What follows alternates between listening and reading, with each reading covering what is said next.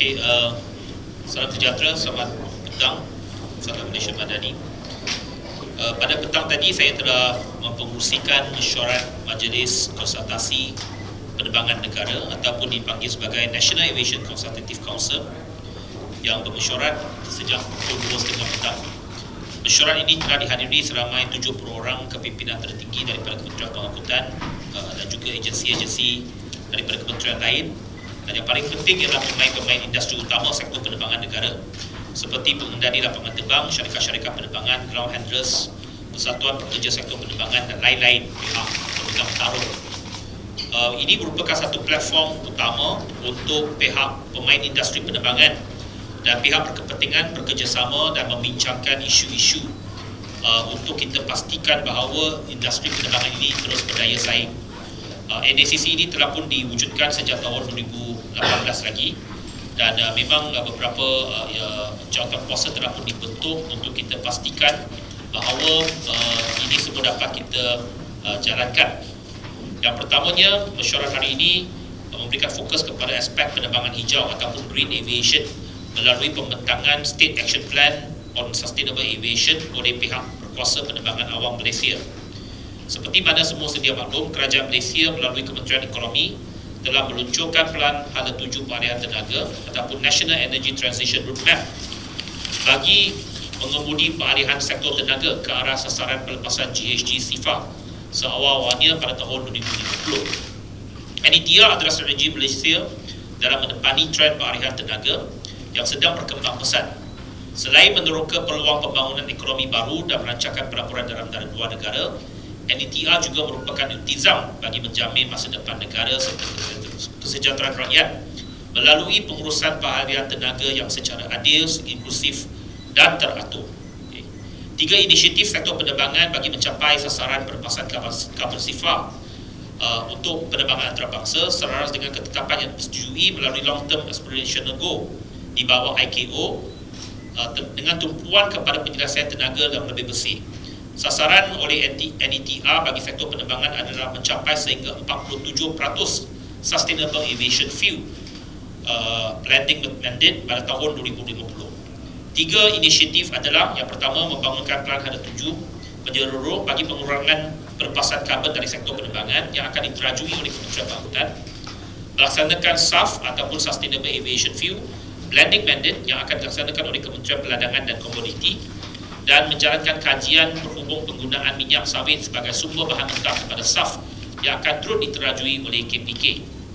Bagi maksud inisiatif pertama, Kementerian Pengangkutan melalui CAM sedang mengamas kini State Action Plan version 4 yang merupakan komitmen kerajaan untuk mengenal pasti langkah-langkah mitigasi serta pelan tindakan bagi mencapai sasaran karbon SIFA seawal tahun 2050 bagi sektor penerbangan antarabangsa selaras dengan misi kementerian, iaitu memastikan sistem pengangkutan pelbagai mod yang cekap, bersepadu, selamat, mampan dan mesra pengguna. NACC pada hari ini telah memutuskan supaya cadangan mewajibkan pesawat mematikan enjin pesawat dan auxiliary power unit APU semasa parkir pesawat di lapangan terbang diteliti untuk dilaksanakan.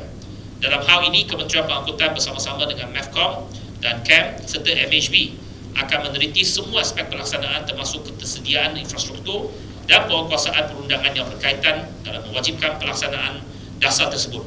Pada masa yang sama, pihak swasta yang berminat untuk memberikan cadangan bagi penambahbaikan dalam menyediakan fasiliti berkaitan adalah dialu-alukan. NACC turut dimaklumkan mengenai sesi Universal Security Audit Program Continuous Monitoring Approach oleh ICAO ke atas CAM yang akan dijangka berlangsung pada 19 Februari hingga 1 Mac untuk ICAO mengaudit aspek-aspek security penerbangan awam di pihak kawasalia dan juga pihak operator penerbangan awam. Dalam hubungan ini, kerajaan melalui CAM telah komited untuk melaksanakan persediaan awal bagi menghadapi sesi pengauditan selaras dengan pematuhan kepada piawaian keselamatan antarabangsa bagi menjamin keselamatan, kecekapan dan keteraturan sektor penerbangan udara. NACC tahun 2023 telah berjaya mengetengahkan pelbagai pandangan, idea dan input bernas dari semua pihak berkepentingan untuk menjayakan tahun pengangkutan 2024 dengan program dan inisiatif yang memacu pertumbuhan ekonomi serta menyokong kesejahteraan rakyat. Mesyuarat NACC akan diteruskan pada tahun-tahun akan datang dengan matlamat memperkukuhkan daya saing dan kebolehcapaian sektor pengangkutan yang lebih efektif dan efisien.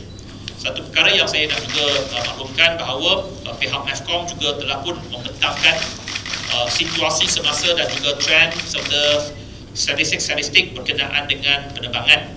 Satu perkara yang mungkin saya nak kongsikan dengan pihak media ialah dari segi pertumbuhan trafik penumpang udara di Malaysia.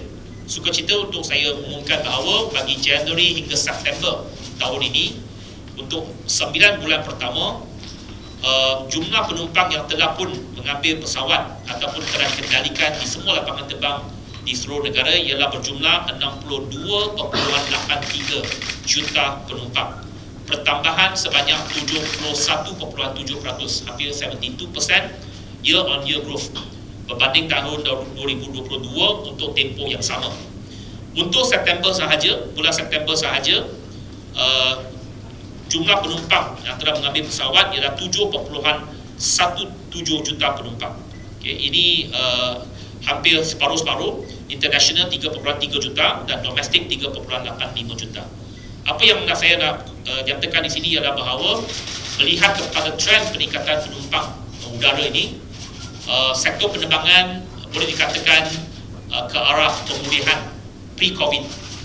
Kita menjangkakan menjelang tahun depan jumlah penumpang penerbangan ini akan kembali kepada tahap pada tahun 2019, iaitu sebelum COVID berlaku. Dan ini sudah tentu amat penting untuk pembangunan dan pertumbuhan bukan sahaja kepada sektor penerbangan tetapi juga kepada ekonomi Malaysia, kerana ini adalah penting dari segi kehadiran pelancong-pelancong daripada luar negara ke Malaysia, kerana sektor pelancongan ini merupakan satu katalis utama dari segi pertumbuhan ekonomi dan membawa kepada pertumbuhan ekonomi negara kita. Ia melibatkan sektor perkhidmatan, perhotelan, peruncitan dan sebagainya. Jadi bagi pihak Kementerian Pengangkutan, kita sudah tentu membuat segala yang boleh untuk pastikan bahawa jumlah penumpang ataupun jumlah kehadiran ke negara kita ini terus meningkat. Itu yang sebabkan platform National Aviation Council ini sangat penting, sebab ia melibatkan pemegang tarung daripada lapangan terbang, syarikat penerbangan sehingga ground handler. Itu sebabnya semua pihak berkepentingan mesti bekerjasama, sama-sama kita pastikan bahawa sektor penerbangan kita ini berjalan dengan lancar dan kita nak menambah konektiviti kepada dunia luar. Dan ini perkara yang juga disentuh bahawa kita masih di belakang dari segi konektiviti di Asia. Kerana dari segi konektiviti kita masih bukannya tertinggi di peringkat ASEAN, dan kita cuba usaha untuk memastikan bahawa kita terus berada di satu kedudukan yang lebih baik di peringkat ASEAN. Kalau di ASEAN kita punya airport hanya dari segi connectivity index ranking kita di belakang Singapura, Bangkok dan Manila, okay, iaitu yang nombor 4. Jumlah destinasi yang telah kita ada daripada Malaysia ialah 90 pada tahun 2023 ini, berbanding 137 pada tahun 2019, iaitu banyak destinasi yang kita pernah terbang dulu masih belum kembali ke lapangan terbang kita ataupun ke destinasi di Malaysia. Jadi they are still work in progress. Kita perlu pastikan bahawa lebih banyak penerbangan akan kembali ke Malaysia supaya kita dapat terusnya membawa lebih banyak pelancong masuk ke negara kita. Okay, itu saja. My Airlines dengan kata dia ada masalah kewangan, tak boleh bagi GP dan sebagainya, dan adakah betul Sarawak State Government akan take over My Airlines? Itu saya tak tahu. Saya tak tahu siapa yang sama ada mereka nak jual, nak take over sesiapa, itu beyond ni. Mereka belum lapor kepada pihak MAVCOM lagi. Kalau ada pertukaran shareholding dan sebagainya, sudah tentu ia perlu dimaklumkan kepada pihak MAVCOM. Tetapi setakat ini saya difahamkan belum lagi ada apa-apa maklumat yang diperoleh oleh MAVCOM. Jadi saya tak nak komen berkenaan dengan any commercial decision. Okay, that is up to the airlines. Okey, ada lain? Jadi kali itu kan negara mana yang paling banyak menyumbang? Apa tu? Negara yang paling banyak menyumbang pada negara luar negara, bukan domestik. Luar negara memang kita kebanyakannya dari segi kehadiran penumpang itu international untuk bulan September ada 3.33 juta. ASEAN saja ada 1.75 juta. Non-ASEAN 1.58 juta. Jadi memang kita punya ketersambungan masihlah di kalangan negara-negara ASEAN, khususnya negara-negara seperti Singapura, Indonesia, Thailand. Ini masih negara-negara sumber yang besar untuk kehadiran pelancong kita. Namun begitu, kita juga mengharapkan bahawa non-ASEAN ataupun di luar ASEAN, termasuk daripada China, India, Korea, Jepun dan sebagainya, akan bertambah dari masa ke semasa.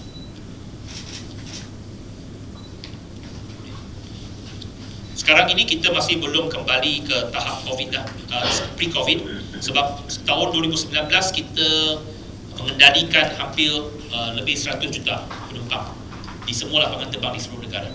Lebih 100 juta, itu maksudnya milestone kita 100 juta penumpang di seluruh negara.